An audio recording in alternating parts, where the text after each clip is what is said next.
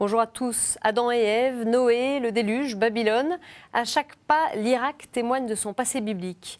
À la veille de Noël, Église du Monde porte une attention particulière aux chrétiens d'Irak, dont la présence remonte au 1er siècle après Jésus-Christ, une présence aujourd'hui menacée. Depuis la chute de Saddam Hussein, leur exode s'accélère. Ils seraient moins de 500 000 et continuent de partir. Quel est leur quotidien? Faut-il résister? Comment envisager un avenir en Irak? Et pour les chrétiens contraints de fuir leur pays pour survivre, quel est leur sort? Nous irons au Liban à la rencontre d'une famille irakienne vivant dans des conditions précaires. Entre prudence mais aussi espérance, comment les chrétiens irakiens s'apprêtent-ils à fêter Noël? Pour répondre à toutes ces questions, j'ai la joie d'accueillir le frère Jean-Marie Mérigou. Frère, bonjour. Bonsoir. Vous êtes dominicain du couvent de Marseille, docteur en histoire et civilisation. Vous connaissez bien les églises d'Orient puisque vous avez vécu 14 ans en Irak, puis 22 ans au Caire. Merci de nous avoir rejoints aujourd'hui. Alors, vous avez connu un tout autre Irak puisque vous avez quitté ce pays en 1983. Oui. Ma question, elle est volontairement provocatrice, mais avec quelques années de recul, je vous la pose pour qu'on rentre un petit peu dans le vif de la discussion. Saddam Hussein, c'est le paradis perdu pour les chrétiens? Ça, je ne sais pas.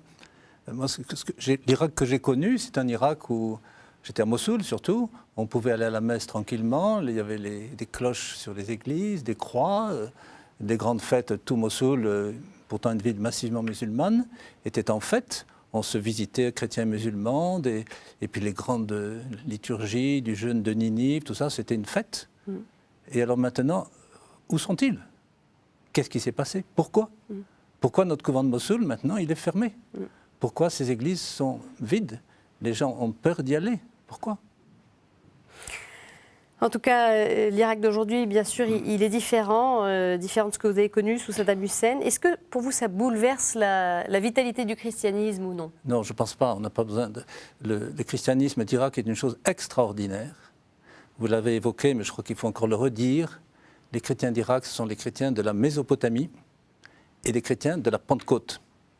De la Mésopotamie, la Bible, avec la Mésopotamie, nous parle du début de l'humanité, de son histoire tragique et pleine d'espérance, le déluge, la tour de Babel, l'exil à Babylone, et puis après, le chrétien de la Pentecôte. Quand même, un apôtre, Thomas, saint Thomas, dont la foi a été bien confirmée à la Pentecôte, vient en Irak avec Addaï et Marie, deux de ses disciples, et ils vont évangéliser Ninive. Et puis le centre, la capitale, c'est le Ctesiphon. Et le christianisme va se répandre. À l'époque, dans le domaine persan, il arrivera au bout de quelque temps que les Masdéens vont vouloir, eux, faire une persécution systématique, des massacres, le fameux Sappour II. Il y a un livre très célèbre en Irak qu'on appelle Shuhada al-Mashriq, c'est-à-dire les martyrs de l'Orient. Voilà, une période, et déjà des grandes figures de patriarches, de liturgie. Puis après, ce seront les Mongols. L'islam arrive, les Mongols vont aussi persécuter les chrétiens. Donc, ces persécutions, finalement, elles ont jalonné l'histoire? Elles ont jalonné l'histoire. Elles ont été plus fortes à certaines périodes? Disons qu'au temps des Perses, peut comparer des époques? Mais je crois que systématiquement, c'est au temps des Perses. Après, les Mongols aussi. Les Mongols s'étant fait musulmans et certains fanatiques, après Timur-Lenk, les chrétiens vont partir dans les montagnes du nord, se réfugier. Et puis après, il y aura encore les Persans qui vont souvent maltraiter tous les habitants. Mais des villages chrétiens seront détruits. Et puis après, les grands massacres du début du XXe siècle des Ottomans, où alors là, c'est un nombre innombrable. Et l'Irak a reçu beaucoup de réfugiés déjà à l'époque. Une bonne partie des Chaldéens d'Irak et des Syriens et des Assyriens et des Arméniens, qui sont à Bagdad ou à Mossoul, sont aussi des rescapés. J'ai vu beaucoup de nos jeunes qui sont originaires de Turquie. Voilà, c'est ça. Alors, qu'est-ce qui nous enseigne, en tout cas, ces chrétiens irakiens sur l'Église catholique? Beaucoup de choses. Oui. Moi, je leur dois énormément. Ah, vous, personnellement. On voit justement, je le signale aux téléspectateurs, on voit des images là, du synode du Moyen-Orient qui s'est tenu en octobre 2010 à Rome, qui réunissait donc les patriarches orientaux. Donc ce lien, toujours entre Église latine, Église orientale, frère. Alors je crois qu'il faut découvrir ou réaliser que l'Église catholique est un ensemble de patriarcats. C'est un ensemble. Il y en a 8. Il y en a 7 qui sont orientaux et 1 qui est occidental. Oui. Le pape. À chacun de voilà, c'est là où il y a le pape. Mais chacun de ces patriarcats. Mais avec la primauté quand même. Ah ben ça c'est clair. Voilà. Tous ces patriarcats catholiques, je dis bien, sont unis au pape, mais chacun sont différents les uns des autres. Chacun correspond à une culture, à une langue, à une liturgie et aussi à une zone de l'Église. Par exemple, à Antioche, l'évangélisation du monde est partie à partir d'Antioche. Il y a eu 4 apôtres qui ont évangélisé Antioche, Saint Pierre, Saint Paul, Saint Barnabé, Saint Jean, Saint Luc. C'est le domaine araméen, la Syrie jusqu'à la Mésopotamie. Saint Marc, ça sera le domaine de l'Égypte, monde copte aujourd'hui. Rome, c'est le domaine du monde latin. Après le concile de Chalcédoine, on va ajouter 2 autres patriarcats, Constantinople pour le monde grec et puis Jérusalem. Et par la suite encore 2 patriarcats, celui des Arméniens et celui de l'Église de l'Orient, Mésopotamie, dont aujourd'hui nous avons 2 branches, la branche catholique et les Chaldéens, et la branche qu'aujourd'hui on appelle assyrien, mais que pendant longtemps on appelait nestorien. Donc l'Église catholique, c'est un ensemble de 8 patriarcats. Alors, ce synode, ça fait une grande joie, mais ce n'est pas du tout comme on dirait, qu'est-ce qui se passe du côté des orientaux ? Pas du tout. C'est au cœur de l'Église catholique. C'est notre cœur, parce que Jean-Paul II a cette phrase admirable, l'Église catholique, l'Église, elle est orientale et occidentale. Alors il n'y a pas d'un côté des occidentaux, l'Église, elle est orientale et occidentale. Donc on doit beaucoup se respirer les uns des autres, s'aider à se respirer. Une dernière question rapidement, l'Église, elle est structurée comment ? Où vivent ces chrétiens d'Irak ? Alors, c'est-à-dire qu'en Irak, les chrétiens, d'abord, ils sont extrêmement unis entre eux aujourd'hui. Vraiment, un chrétien, c'est un chrétien. Mais il y a de fait 3 grandes confessions. Oui. On peut dire qu'il y a ceux qui avaient refusé le concile si on parle historiquement, d'Éphèse. C'est le monde, disons, assyrien aujourd'hui, ex-nestorien. Oui. Oui.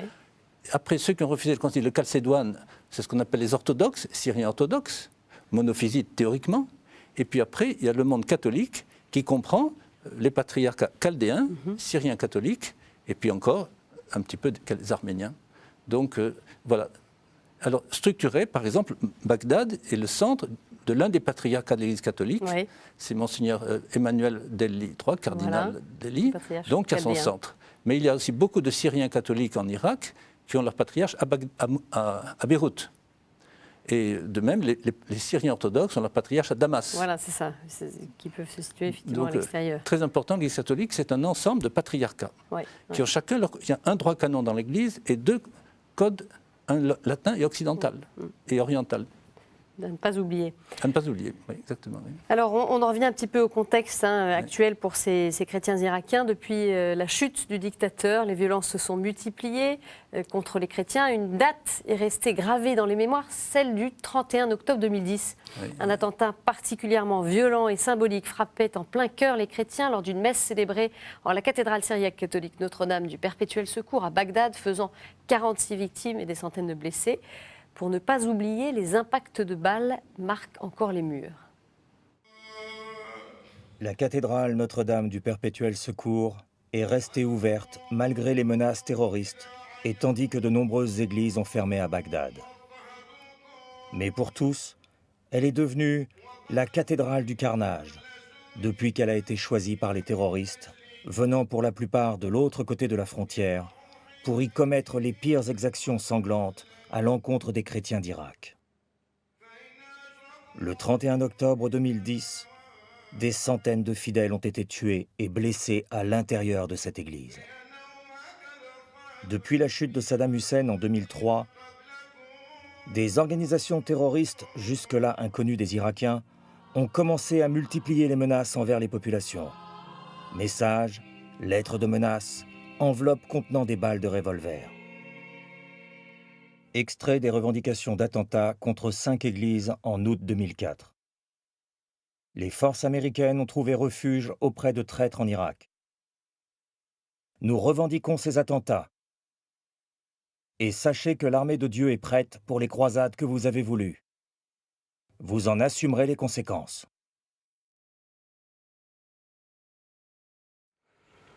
Voilà un extrait de ce beau documentaire que je vous recommande, Les chrétiens d'Irak, que vous pouvez voir ces jours-ci sur notre antenne. Frère, qui en veut aux chrétiens d'Irak? C'est très violent ce message que l'on voit qui s'inscrit. Effectivement, on se demande, parce que je dirais, ce n'est pas les musulmans normaux, ce n'est pas même le gouvernement irakien. C'est pas du tout ça. Et d'ailleurs, il faut rappeler aussi, je dirais, parce que c'est un peuple qui depuis des années souffre d'une façon épouvantable. Il y a eu quand même la guerre Iran-Irak, qui a été un grand massacre, peut-être 1 million de jeunes, des milliers de chrétiens aussi. Et après la guerre du Koweït et l'embargo, qui a été une meurtrier, une succession des enfants qui mouraient affamés, horrible, horrible. Oui. Je rencontre des jeunes qui ont passé toute leur jeunesse sous les bombes, sans électricité, sans eau, la peur, la terreur, pas d'école. Enfin, et puis après, cette période où certains, alors des groupes non identifiés, qui à mon avis sont plutôt sans doute plutôt des brigands, des gens qui ramassent de l'argent. Alors ils prennent un prétexte soi-disant religieux, mais l'islam désapprouve complètement, que ce soit les gens d'Al-Azhar ou mais ils se cachent, en fait c'est pour prendre l'argent. Alors c'est tout ce système de rapt dont j'ai entendu plein de récits, de kidnapping, des rançons, 25 000 $ pour un enfant, 50 000 pour un adulte, pour un prêtre c'est beaucoup plus cher. Mais c'est épouvantable, mais ça n'a rien de... C'est horrible en plus qu'ils utilisent la religion et qu'ils la défigurent. Alors ceci dit, d'après des indications de l'Église catholique, il y aurait eu en Irak depuis 2004 un total de 52 attentats contre des églises, 7 assassinats de prêtres ainsi que 13 enlèvements d'évêques. Alors là, c'est quand même les chrétiens que l'on vise. Bien sûr, c'est vrai qu'il y a des gens qui veulent terroriser les chrétiens, comme on a dit très bien, qui viennent au-delà des frontières. Alors il y a 2 frontières, il y a l'Iran et l'Arabie Saoudite. Mais il ne faut pas oublier qu'il y a eu un évêque, notre évêque de Bagdad, M. Rahou, que j'ai bien connu, qui a été alors lui massacré. Et pour récupérer son cadavre, il a fallu donner une somme énorme. On a téléphoné, si vous voulez le cadavre, allez là-bas, vous allez le trouver. Et là, effectivement, puis des prêtres égorgés, assassinés, et puis plein de chrétiens, de chrétiennes, des jeunes filles enlevées qu'on ne voit plus, c'est fini. Les garçons, on peut les récupérer, il faut payer, sinon, si vous ne payez pas, eh bien, on vous donne votre petit garçon en petits morceaux dans un plastique à votre porte. Est-ce que ces actes sont condamnés d'une façon ou d'une autre oui, enfin, je crois. En Irak, je pense. Est-ce qu'ils sont même contrôlables? Justement, ce sont des gens qui sont masqués, on ne sait pas d'où ils viennent, on ne sait pas qui c'est. Dans la mesure où il y a un certain chaos, c'est ça le problème. Je crois que dans n'importe quel pays du monde, s'il n'y a plus d'autorité, s'il n'y a plus de police honnête, c'est les bandits, on fait des kidnappings et puis on fait des rackets. Je signale au passage d'ailleurs que le vice-président irakien est sous mandat d'arrêt pour notamment des participations à des attentats. Donc la question se pose de savoir aussi quel est le rôle des autorités. Son cas personnel, enfin, il y a des corruptions un peu partout, ça c'est possible. Mais je pense, oui. Les minorités, elles sont pas protégées aujourd'hui en Irak? Non, elles ne sont pas protégées. Quelles qu'elles soient, pas simplement les chrétiens. Les minorités, les yézidis ou les mandéens, qui sont des minorités, les 2 blocs sunnites et chiites qui se font beaucoup souffrir en ce moment entre eux. Mais comme il n'y a plus de sécurité, peut-être même personne ne les protège. Le grand défi aujourd'hui, c'est la question de la sécurité. C'est clair, la sécurité. C'est pour ça qu'ils partent. Les chrétiens veulent rester en Irak, absolument. Mais quand il y a le feu à la maison, vous voulez dire quoi aux gens? Il faut rester, bien sûr qu'il faut rester, mais s'il y a le feu à la maison, on peut pas en sortir. Et comme on a évoqué tout à l'heure ces papiers, vous avez 24 heures. Mais qui c'est qui fait ça? Ou vous faites musulman ou on vous tue. Mais ça, c'est pas... les autorités d'Al-Azhar rejettent absolument ce genre. C'est pas l'islam. Alors la violence qui frappe l'Irak depuis 2003 a contraint des centaines de milliers d'Irakiens à choisir aussi l'exil. Plusieurs milliers sont réfugiés au Liban où il reste des citoyens de seconde zone. Sans statut légal, ils cumulent les petits boulots et vivent dans des conditions précaires. La plupart espèrent partir vers d'autres pays et sont en attente de visa. Je vous propose d'écouter le témoignage poignant d'une famille rencontrée il y a quelques semaines à Beyrouth par Émeric Coletta.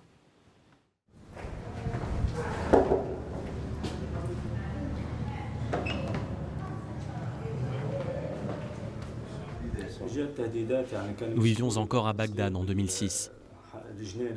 À l'époque, je travaillais avec mon beau-frère dans le commerce d'alcool. Mais c'était mal vu par les extrémistes. Et j'ai reçu des menaces à plusieurs reprises. C'était des menaces de mort. Dans mon jardin, je trouvais des enveloppes. Dedans, il y avait des balles réelles et des lettres qui me disaient « Soit tu te convertis à l'islam, soit tu quittes le pays, ou bien on t'exécute ». Mon beau-frère, lui, a été exécuté d'une manière atroce. Une balle entre les dents, une balle derrière la tête, une dans le cœur, plusieurs dans les jambes. 9 balles en tout. Mais même ses membres avaient été torturés. Alors je suis allé travailler dans une usine pharmaceutique. Et on m'a encore menacé parce que, soi-disant, la société appartenait plus ou moins aux Américains. Au bout de 3 mois, j'ai appelé mes parents et je leur ai dit « Je ne peux plus vivre comme ça, je n'ose même plus sortir, tellement j'ai peur de trouver ma femme et mon fils assassinés en rentrant chez moi. » Et là, on est parti et on a tout abandonné.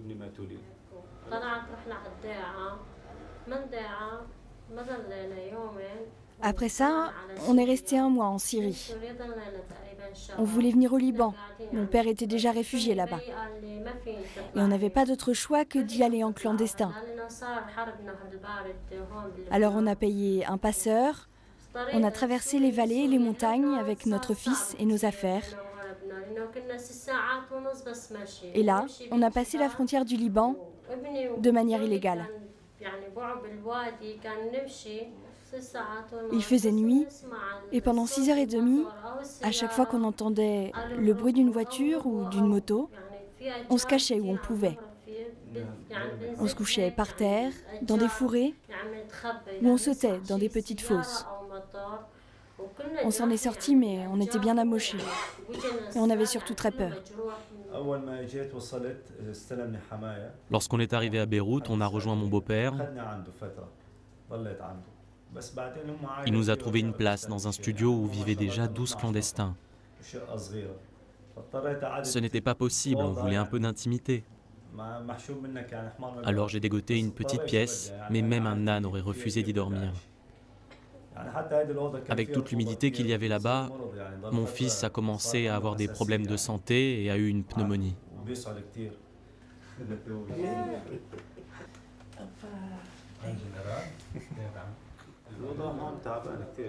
La vie est plus que difficile ici. Aujourd'hui, je travaille 13-14 heures par jour comme porteur. C'est très dur.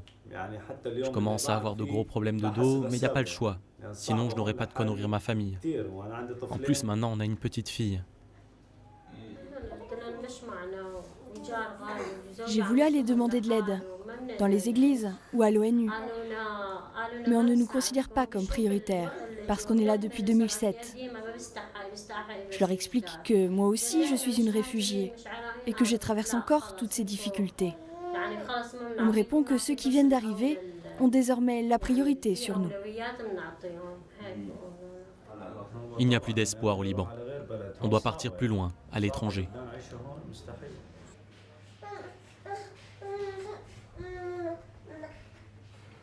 C'est un témoignage très très fort. Une réaction, frère? C'est que il y en a beaucoup comme ça. Oui. Vous en avez entendu des témoignages similaires. Cette terreur à Bagdad, les gens qui savent. J'ai entendu tellement de gens qui ont vu, je sais pas, leur mari fusillé sous leurs pieds, des enfants égorgés comme ça, les gens ne dorment plus, sont terrorisés. Enfin, des quartiers de Bagdad qui se sont vidés de chrétiens, effectivement, parce qu'il y a eu des gens qui ont voulu les chasser, absolument. Et donc cet exil, soit intérieur, soit au-delà des frontières. Enfin. Pour l'exil, justement, à l'étranger, on le voit bien, pourtant l'avenir n'est pas plus rose pour eux au Liban. C'est-à-dire que le Liban et la Syrie ou la Jordanie sont des pays arabes, donc il n'y a pas de problème linguistique. D'une certaine façon, on a l'impression que maintenant, par exemple, les chrétiens, les Irakiens chrétiens de Damas sont bloqués. Là, toutes les ambassades sont fermées, donc leur visa, c'est pas pour demain. À la limite, ceux qui passent par Istanbul, je vais régulièrement à Istanbul depuis des années. Et vous êtes en lien avec certains de ces réfugiés? Tout à fait, bien sûr, oui. Et puis alors, ils sont des milliers. Enfin, à Istanbul, maintenant, dans l'Anatolie, dans le gouvernement turc les a un petit peu répartis. Mais alors, à la limite, là, on attend le visa, et puis, je dirais, ça va presque plus vite maintenant. On ne vous oublie pas. D'un pays à l'autre. À partir de la Turquie. Il s'agit pas de rester en transit plus ou moins longtemps. Peut-être, oui. Est-ce qu'en Turquie, un réfugié irakien vit dans des conditions aussi difficiles qu'au Liban? C'est-à-dire qu'il y a eu plusieurs phases. Il y a eu, depuis une dizaine d'années, par exemple, c'est vrai, moi j'étais au moment de tremblement de terre, par exemple, c'était vraiment les masures, c'était assez épouvantable. Alors en Turquie, il n'y a pas de travail, pas d'école, c'est pas la même langue, ça fait froid. Ah oui, non, mais c'est très dur, mais en même temps, j'en rappelle un jour, une mère de famille m'a dit, Istanbul, c'est terrible, on on ne peut pas travailler, il n'y a pas de travail, mais je peux dormir. Je peux dormir. À Bagdad, on ne peut pas dormir. Et c'est ça le prix voilà. Alors, la Turquie, bravo, la Turquie c'est bien, la Turquie accepte, même ça se passe bien. Mais effectivement, c'était en turc, on ne parle pas arabe là-bas. Il n'y a pas de travail. Le travail, on ne peut pas.